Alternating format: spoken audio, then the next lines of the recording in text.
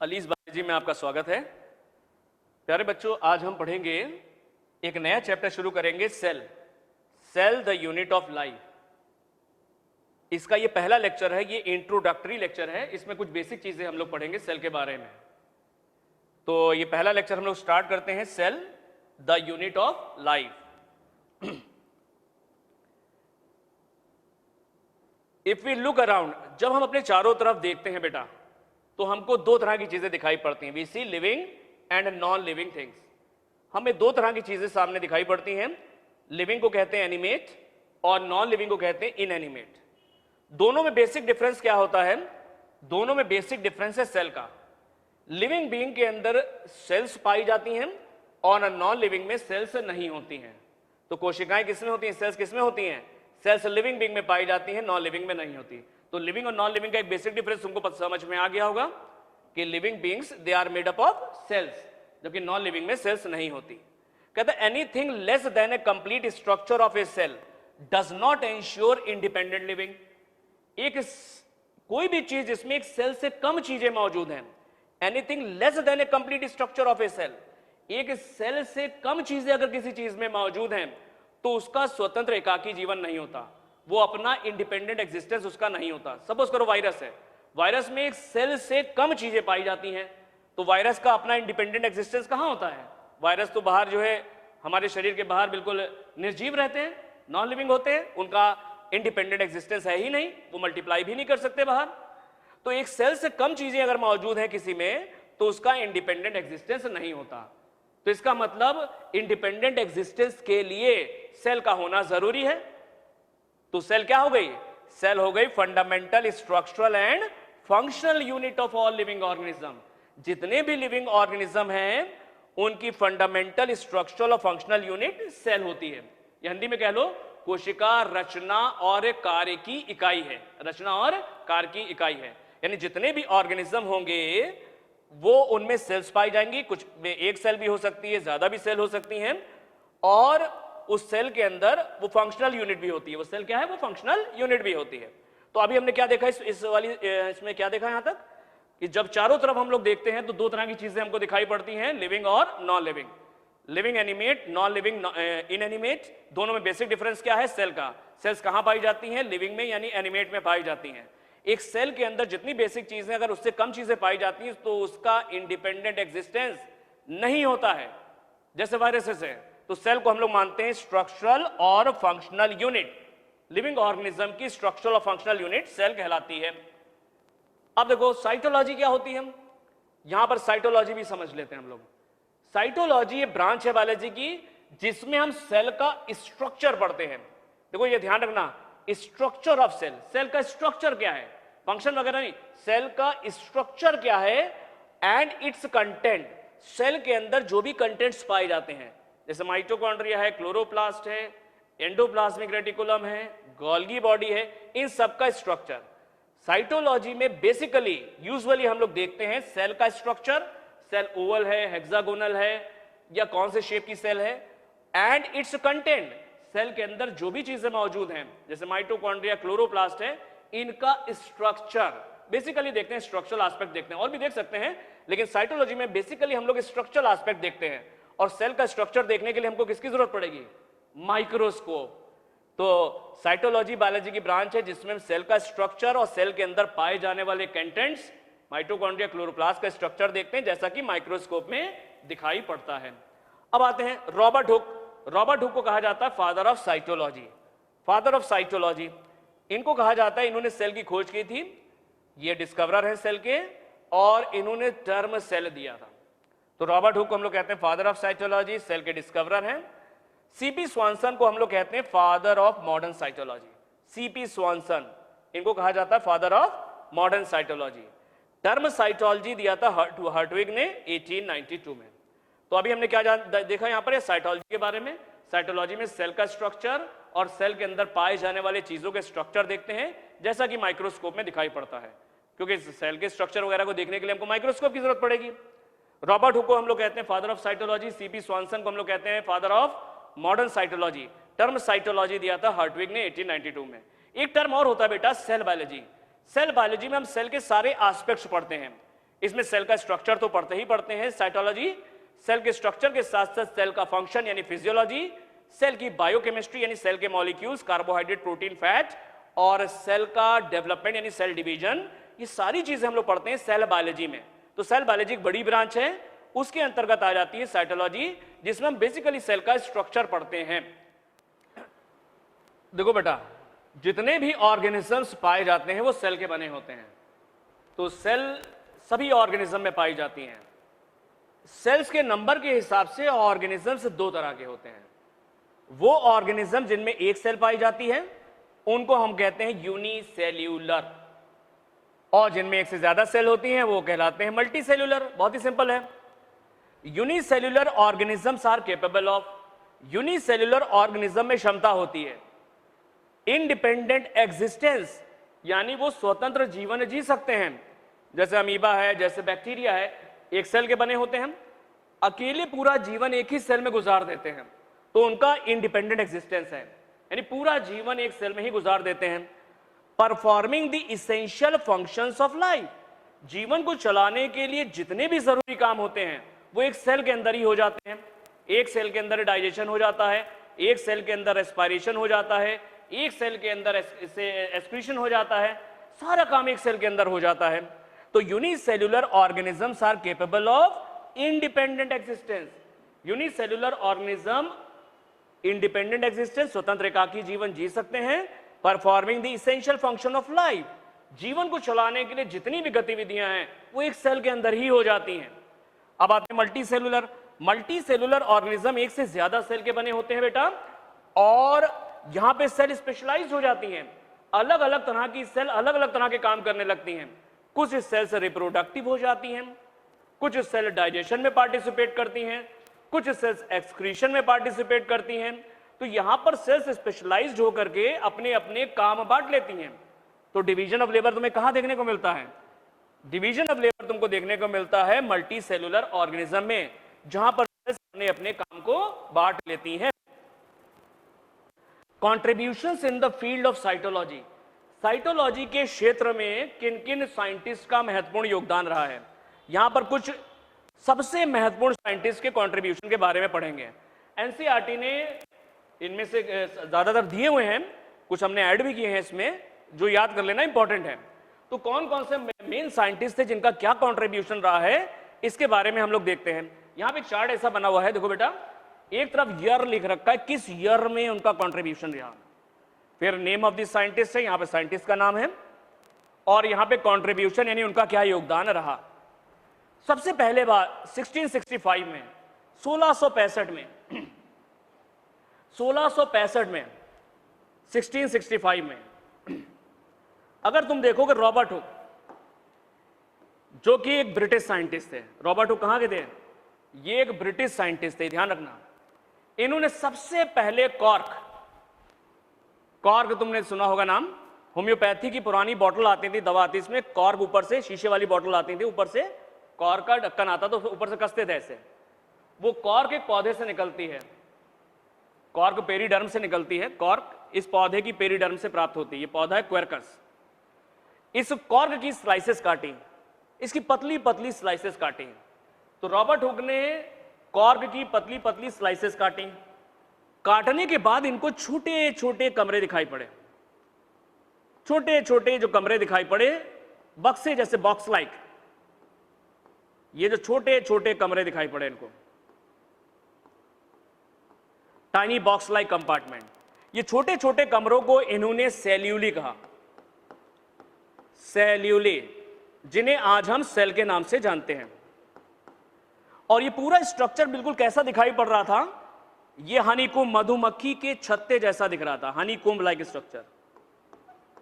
तो Robert Hooke ने cork की पतली पतली स्लाइसेस काटी, कॉर्क यानी क्वेरकस की पेरीडर्म,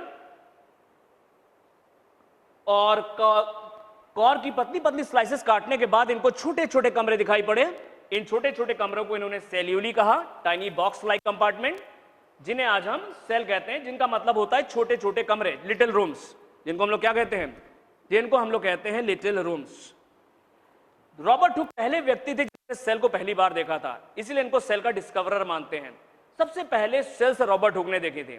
किस ईयर में देखी थी? 1665 में। रॉबर्ट हुक कहां के रहने वाले थे? ये एक ब्रिटिश साइंटिस्ट थे। रॉबर्ट हुक ने लेकिन जो सेल्स देखी थी वो डेड सेल्स थी। रॉबर्ट हुक ने जो सेल्स देखी थी वो डेड सेल्स थी। क्यों डेड सेल्स थी? क्योंकि इनकी सेल वॉल में, जो कॉर्क की सेल्स होती हैं, इनकी सेल वॉल्स में सुबेरिन का डिपोजिशन था। इनकी सेल वॉल में किस चीज का डिपोजिशन था? सुबेरिन। कॉर्क की सेल में किस चीज का डिपोजिशन होता है? कॉर्क की सेल में सुबेरिन। सुबेरिन एक तरह का इम्परवियस मटेरियल है। ये हवा पानी को सेल के अंदर नहीं जाने देता। ये एक वैक्सी मटेरियल होता, मोम जैसा। सुबेरिन कैसा? इम्परवियस होता है। इम्परवियस का मतलब ये होता है कि हवा पानी को अंदर नहीं जाने देता, और ये वैक्सी मटेरियल है। सुबेरिन एक वैक्सी मटेरियल है। सुबेरिन की वजह से सेल्स की डेथ हो जाती है। सेल्स के अंदर हवा पानी जब जाएगा नहीं तो अंदर जितना भी प्रोटोप्लाज्म है वो सूख जाता है। सेल के अंदर जितना भी जीव है वो सूख जाता है, केवल बच जाती है सेल वॉल। तो रॉबर्ट हुक ने सबसे पहले जो सेल्स देखी थी वो एक्चुअल में डेड सेल्स थी, और उनमें केवल सेल वॉल दिखाई पड़ रही थी। उन सेल वॉल में किस चीज का डिपोजिशन था? उनमें सुबेरिन का जमाव था। सुबेरिन के जमाव की वजह से क्या होता है? सेल्स की डेथ हो जाती है। सेल्स की डेथ हो गई। तो रॉबर्ट हुक ने एक्चुअल में देखी थी डेड सेल्स देखी थी, इन्होंने लिविंग सेल्स नहीं देखी थी। ये ध्यान रखना बेटा। रॉबर्ट हुक ने कौन सी सेल्स देखी थी? डेड सेल्स देखी थी, और उन डेड सेल्स में केवल सेल वॉल दिखाई पड़ रही थी। क्या दिखाई पड़ रही थी? सेल वॉल्स दिखाई पड़ रही थी। तो क्वेश्चन पूछा जा सकता है, रॉबर्ट हुक ने सेल्स की डिस्कवरी कब की? 1665 में की। रॉबर्ट हुक कहां के रहने वाले थे? ब्रिटिश साइंटिस्ट थे। रॉबर्ट हुक ने लिविंग सेल्स देखी थी या डेड सेल्स? डेड सेल्स देखी थी। और केवल क्या देखी थी? सेल वॉल्स देखी थी, क्योंकि अंदर का जितना भी प्रोटोप्लाज्म था वो सूख चुका था। रॉबर्ट हुक ने अपना जितना भी रिसर्च किया था, इसको पब्लिश नहीं छपवाया था अपनी किताब में, जिसका नाम था माइक्रोग्राफिया। तो रॉबर्ट हुक ने अपना जितना भी वर्क था, रिसर्च वर्क, अपनी बुक में छपवाया। उस बुक का नाम था माइक्रोग्राफिया। तो ये तो रॉबर्ट हुक का कंट्रीब्यूशन हो गया 1665 में। नेक्स्ट कंट्रीब्यूशन हम लोग देखते हैं। नेक्स्ट कंट्रीब्यूशन देखते हैं। फिर आता 1674 में एंटोनी वॉन लीवेनहॉक। 1674 में एंटोनी वॉन लीवेनहॉक, या एंटोन वॉन लीवेनहॉक भी कह सकते हो। ये एक डच माइक्रोस्कोपिस्ट थे, जानने की जरूरत नहीं है, लेकिन रॉबर्ट हुक का ध्यान रखना, वो ब्रिटिश साइंटिस्ट थे। 1664 में एंटोनी वॉन लीवेनहॉक ने सबसे पहले जीवित कोशिकाएं देखी, लाइव सेल्स देखी। तो अगर पूछा जाए सबसे पहले जीवित कोशिकाएं किसने देखी, तो कहोगे एंटोनी वॉन लीवेनहॉक ने। सबसे पहले कोशिकाएं सेल्स किसने देखी? रॉबर्ट हुक ने। लिविंग सेल्स किसने देखी? एंटोनी वॉन लीवेनहॉक ने। एंटोनी वॉन लीवेनहॉक ने लिविंग स्टेट में देखा आरबीसी देखी, लेकिन जीवित अवस्था में। स्पर्म देखे, बैक्टीरिया देखा, प्रोटोजोआ देखे। इन्होंने बैक्टीरिया की खोज भी की। तो जीवित अवस्था में इन्होंने सारी चीजें देखी, अपने ही बनाए हुए सिंपल माइक्रोस्कोप में इन्होंने देखा था। तो सबसे पहली लिविंग सेल्स किसने देखी? एंटोनी वॉन लीवेनहॉक ने। किस ईयर में देखी? 1674 में। फिर नेक्स्ट हम लोग आते हैं, नेक्स्ट कंट्रीब्यूशन देखते हैं। 1831 में, 1831 में रॉबर्ट ब्राउन ने न्यूक्लियस की डिस्कवरी की और टर्म न्यूक्लियस दिया। तो न्यूक्लियस की डिस्कवरी किसने की? 1831 में रॉबर्ट ब्राउन ने, और टर्म न्यूक्लियस भी इन्होंने ही दिया। नेक्स्ट इंपॉर्टेंट है, ये ध्यान रखना बेटा। नेक्स्ट इंपॉर्टेंट है 1838 to 39। 1838 to 39। 1838-39 में सेल थ्योरी आई थी। सेल थ्योरी किसने दी थी? ध्यान रखना, ये सेल थ्योरी दी थी मैथियास श्लाइडेन, जो कि एक जर्मन बॉटनिस्ट थे, और थियोडर श्वान जो थे ब्रिटिश जूलॉजिस्ट थे। तो सेल थ्योरी किसने दी थी? श्लाइडेन एंड श्वान ने। श्लाइडेन कहां के रहने वाले थे? ये जर्मनी के थे, जर्मन बॉटनिस्ट थे, और थियोडर श्वान ये ब्रिटेन के थे, ब्रिटिश जूलॉजिस्ट थे। सेल थ्योरी किस ईयर में आई थी? 1838 से 1839। अब इन्होंने सेल थ्योरी में दो तीन बातें कही थी। सबसे इंपॉर्टेंट बात इन्होंने क्या कही थी? इन दोनों ने मिलकर के सेल थ्योरी बनाई थी। सेल थ्योरी क्या कहती है? सेल थ्योरी ये कहती है all living organisms are composed of cells and product of cell. जितने भी लिविंग ऑर्गेनिज्म हैं वो सेल से बने होते हैं और सेल के प्रोडक्ट से मिलके बने होते हैं। जितने भी ऑर्गेनिज्म हैं वो सेल्स और सेल के प्रोडक्ट से मिलके बने होते हैं। अब देखो, कुछ एक सेल के बने होते हैं, यूनिसेल्यूलर हैं, कुछ एक से ज्यादा सेल के बने हैं, मल्टी सेलुलर हैं। सेल के प्रोडक्ट्स क्या हो गए? सेल के प्रोडक्ट्स हैं कार्बोहाइड्रेट है, प्रोटीन है, फैट है, ये सेल के प्रोडक्ट हैं। तो हमारे शरीर में क्या होता है? हमारे शरीर के अंदर सेल्स पाई जाएंगी और सेल्स के प्रोडक्ट होते हैं, कार्बोहाइड्रेट, प्रोटीन, फैट, ये सब सारे प्रोडक्ट उसके अंदर मौजूद हैं। तो इनकी सेल थ्योरी क्या कहती है? सेल थ्योरी ये कहती है all the living organisms are composed of cells and product of cell. इन्होंने एक चीज और कही थी, इन्होंने एक बात कही थी, cells arise de novo, cells अपने आप आ जाती हैं, नई सेल्स अपने आप आ जाती हैं, स्वतः अपने आप आ जाती हैं। लेकिन यह बात सही नहीं थी। तो यह बात ध्यान रखना, this theory did not explain how new cells were formed. Schleiden and Schwann का यह मानना था कि नई सेल्स अपने आप आ जाती हैं, cells arise de novo, cells arise de novo, cells स्वतंत्र स्वतः अपने आप आ जाती हैं। लेकिन यह गलत बात थी, यह नहीं बता पाए श्लाइडेन एंड श्वान की नई सेल्स कैसे आती हैं। इनका मानना था कि ये स्वतः अपने आप आ जाती हैं। तो अभी तुमने क्या देखा? सबसे पहले जीवित कोशिकाएं किसने देखी? एंटोनी वॉन लीवेनहॉक ने। किस ईयर में देखी? 1674 में। न्यूक्लियस की डिस्कवरी किसने की? रॉबर्ट ब्राउन ने की। किस ईयर में की? 1831 में। सेल थ्योरी किस ईयर में आई? 1838-39 में। सेल थ्योरी किसने प्रपोज की? श्लाइडेन एंड श्वान ने। श्लाइडेन क्या थे? German botanist. थियोडर श्वान ये क्या थे? ब्रिटिश जूलॉजिस्ट थे। सेल थ्योरी क्या कहती है? सेल थ्योरी ये कहती है कि सभी ऑर्गेनिज्म सेल्स और सेल्स के प्रोडक्ट से मिलकर बने होते हैं। लेकिन इनका मानना था कि नई सेल्स अपने आप आ जाती हैं, जो कि गलत था। तो ये एक्सप्लेन नहीं कर पाए। क्या एक्सप्लेन नहीं कर पाए? कि how new cells are formed, कैसे नई सेल्स आ जाती हैं, ये नहीं बता पाए। ये ध्यान रखना। तो श्लाइडेन एंड श्वान की जो सेल थ्योरी है वो ये एक्सप्लेन नहीं कर पाई कि कैसे नई सेल्स आ जाती हैं। ये नेक्स्ट हम लोग कंट्रीब्यूशन देखते हैं। नेक्स्ट देखते हैं 1855 में। 1855 में रुडोल्फ विर्चाव जो कि जर्मनी के थे, इन्होंने कहा कि cells arise from pre existing cells. Schleiden and Schwann का यह मानना था कि सेल्स अराइज डी नोवो, अपने आप आ जाती हैं, जो कि गलत था। रुडोल्फ विर्चाव ने कहा कि cells arise from pre existing cell, cells अपने से पहले से मौजूद सेल से आती हैं। लैटिन भाषा में बोलते हैं इसको, लैटिन फ्रेज है omnis cellula e cellula, omnis cellula e cellula, यानी cells arise from pre existing cell.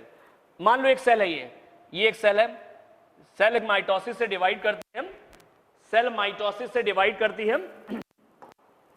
एक सेल है ये, सपोज करो ये सेल है, एक सेल से बनी माइटोसिस के बाद 2 सेल, फिर ये सेल डिवाइड की, 2 सेल से बनी 4 सेल, ऐसे हो। अब हम इस सेल का हम इवोल्यूशन देखते हैं, ये सेल कहां से आई है। मान लो इस पे नंबर हमने डाल दिए, ये नंबर 1 है, ये नंबर 2 है, ये नंबर 3 है, 4 है, 5 है, 6 है, 7। तो 7 नंबर सेल कहां से आई है? अपने आप तो नहीं आई है। 7 नंबर सेल आई है 3 नंबर सेल से, और 3 नंबर सेल आई है 1 नंबर सेल से। तो cell arise from pre existing cell, यानी 7 नंबर सेल अपने पहले से मौजूद 3 नंबर सेल से आई है, और 3 नंबर सेल अपने पहले से मौजूद 1 नंबर सेल से आई है। तो सेल्स अपने से पहले से मौजूद सेल से आती हैं। तो हमको we get an evolutionary line, एक विकास की हमको लाइन मिल जाती है कि सेल का विकास कैसे हुआ। इसको हम कहते हैं सेल लाइनिएज, इसको बोलते हैं सेल लाइनिएज। तो सेल लाइनिएज या लॉ ऑफ लाइनिएज कह सकते हो।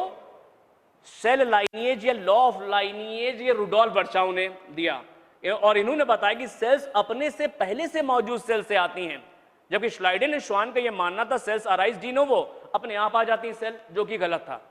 तो ये ध्यान रखना, सेल लाइनिएज या लॉ ऑफ लाइनिएज किसने दिया? रुडोल्फ विर्चाव ने। इन्होंने क्या कहा? Cells arise only from pre existing cell, cell पहले से मौजूद सेल से आती हैं, अपने आप नहीं आती। लैटिन भाषा में बोलते हैं ओमनिस सेल्यूला ई सेल्यूला। अब सेल थ्योरी में 2 पॉइंट हो गए बेटा। पहला पॉइंट तो श्लाइडेन एंड श्वान का आ गया। क्या पहला पॉइंट था? All the organisms are composed of cells and products of cell. ये तो उनका बिल्कुल सही बात कही थी उन्होंने। लेकिन दूसरी बात जो सेल थ्योरी में ऐड हुई वो ये ऐड हुई, cells arise from pre existing cell, cells अपने से पहले से मौजूद सेल से आती हैं, ये स्वतः अपने आप नहीं आती। तो सेल थ्योरी को मॉडिफाई किसने किया? उसमें एक पॉइंट जोड़ दिया रुडोल्फ विर्चाव ने। कि cells arise from pre existing cell.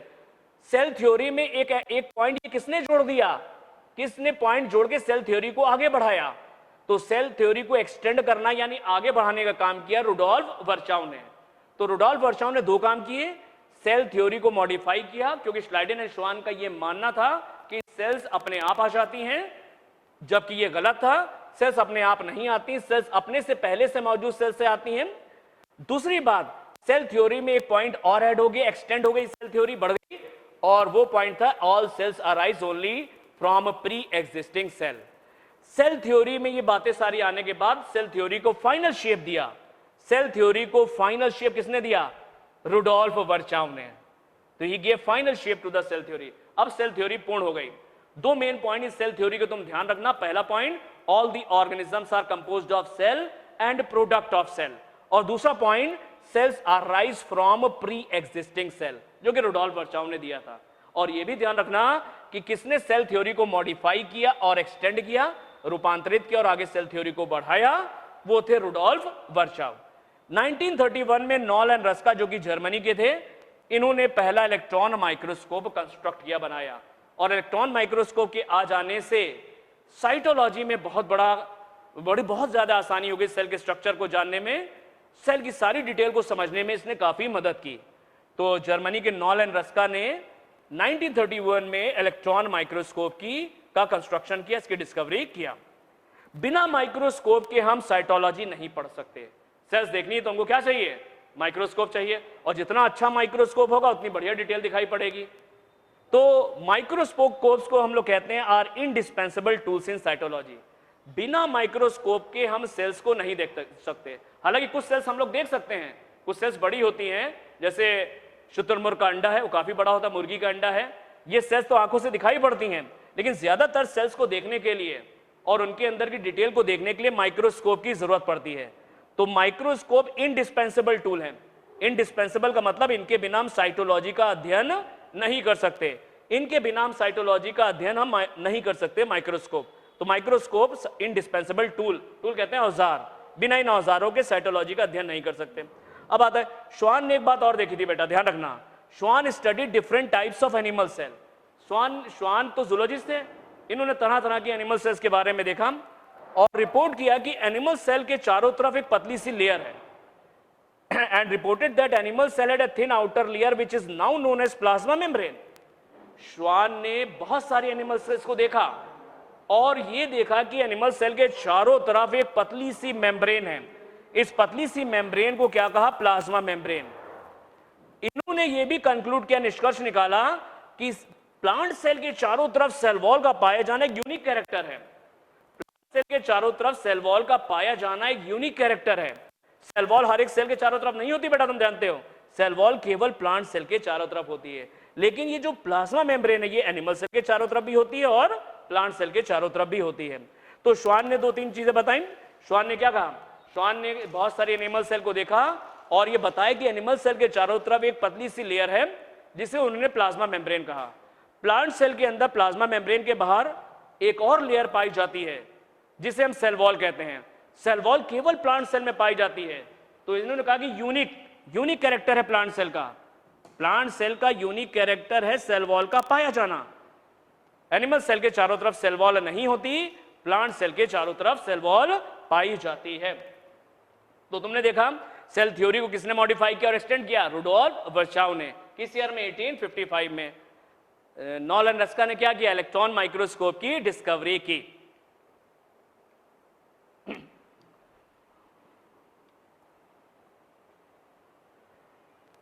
अब कुछ है यहां पर exceptions to cell theory, cell theory के अपवाद जिनको हम सेल्स नहीं मानते हैं। वायरस, वायरॉइड, प्रियॉन्स को हम लोग सेल नहीं मानते हैं क्योंकि इनमें कंप्लीट सेल्यूलर स्ट्रक्चर ही नहीं है और इनका खुद का इंडिपेंडेंट एग्जिस्टेंस ही नहीं है बेटा। इससे पहले हमने तुमको बताया वायरस किस चीज के बने होते हैं? न्यूक्लिक एसिड और प्रोटीन कोट के। वायरस बने होते हैं न्यूक्लिक एसिड और प्रोटीन कोट के, इसके अलावा इनमें कुछ होता ही नहीं। वायरस केवल आरएनए के बने होते हैं, वायरस में केवल आरएनए होता है। प्रियॉन्स केवल प्रोटीन के बने होते हैं। तो वायरस, वायरॉइड और प्रियॉन में कंप्लीट सेल्यूलर स्ट्रक्चर नहीं है।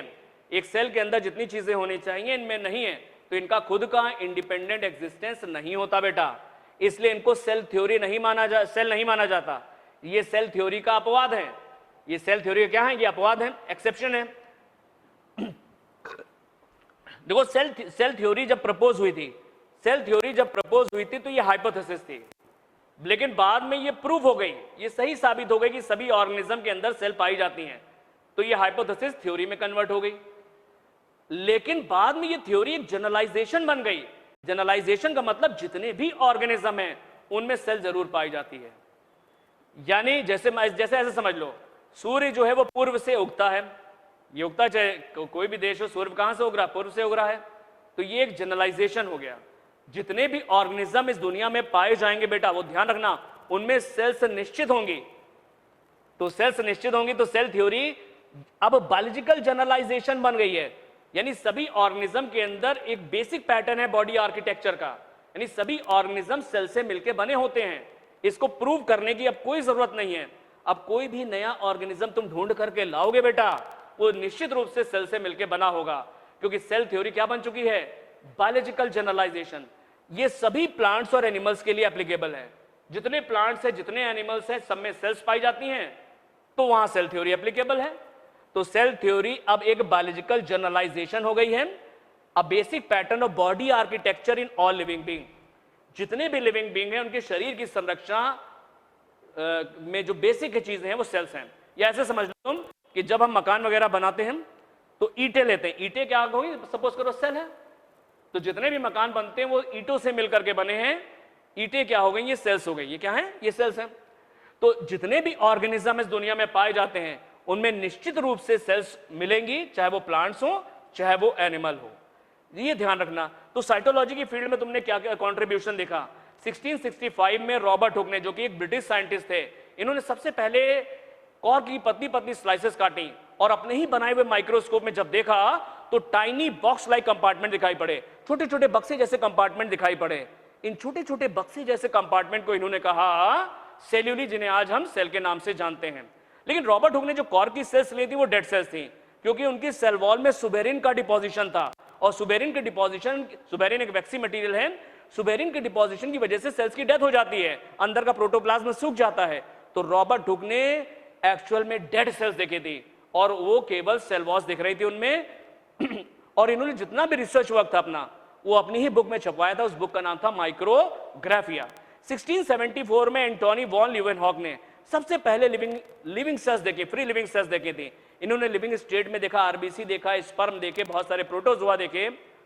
इन्होंने प्रोटोजोआ के अलावा बैक्टीरिया देखे, बैक्टीरिया की डिस्कवरी भी की। तो लिविंग स्टेट में पहली बार जीवित कोशिकाएं देखी थी एंटोनी वॉन लीवेनहॉक ने 1674 में।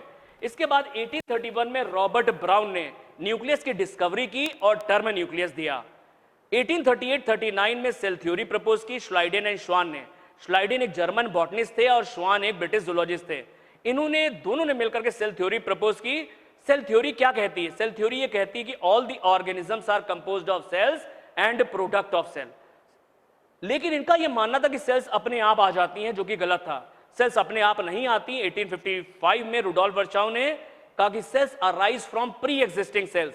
सेल्स अपने से पहले से मौजूद सेल से आती हैं, अपने आप नहीं आती। तो सेल थ्योरी में को मॉडिफाई कर दिया रुडोल्फ वर्चाउ ने। सेल थ्योरी में एक पॉइंट ऐड कर दिया, cells arise from pre existing cells, extend कर दिया, सेल थ्योरी को बढ़ा दिया रुडोल्फ वर्चाउ ने, और फाइनल शेप भी दिया रुडोल्फ वर्चाउ ने। 1931 में नॉल एंड रस्का, जो कि जर्मनी के थे, इन्होंने इलेक्ट्रॉन माइक्रोस्कोप की डिस्कवरी की। इलेक्ट्रॉन माइक्रोस्कोप की डिस्कवरी के बाद साइटोलॉजी का अध्ययन आसान हो गया, स्टडी आसान हो गई, काफी डिटेल आसानी से हम जान सकते थे। श्वान ने दो चीजें और बताई। एनिमल सेल के चारों तरफ बहुत सारी एनिमल सेल को देखा, एक पतली सी मेम्ब्रेन होती जिसे इन्होंने प्लाज्मा मेम्ब्रेन कहा। प्लांट सेल के चारों तरफ भी होती है प्लाज्मा मेम्ब्रेन, लेकिन प्लाज्मा मेम्ब्रेन के बाहर एक और मेम्ब्रेन पाई जाती है, एक और वॉल पाई जाती है, जिसे हम बोलते हैं सेल वॉल। और सेल वॉल केवल प्लांट सेल में बेटा होती है, सेल वॉल केवल प्लांट सेल में होती है। तो प्लांट सेल का यूनिक फीचर होता है सेल वॉल का पाया जाना। फिर हमने तुमको बताया exception to the cell theory, virus, viroid और प्रियॉन्स, इनमें एक कंप्लीट सेलुलर स्ट्रक्चर नहीं होता। एक सेल के अंदर जितनी चीजें वो नहीं होती, इसलिए इनको सेल्स नहीं माना जाता। ये सेल थ्योरी का एक्सेप्शन है। फिर हमने तुमको बताया सेल थ्योरी एक बायोलॉजिकल जनरलाइजेशन बन चुकी है। अब ये थ्योरी नहीं है, बायोलॉजिकल जनरलाइजेशन। इसका मतलब ये हुआ जितने भी प्लांट्स और एनिमल्स दुनिया में मौजूद हैं या ढूंढे जाएंगे आगे, वो निश्चित रूप से सेल से मिलकर के बने होंगे। इनको अब प्रूव करने की कोई जरूरत नहीं है।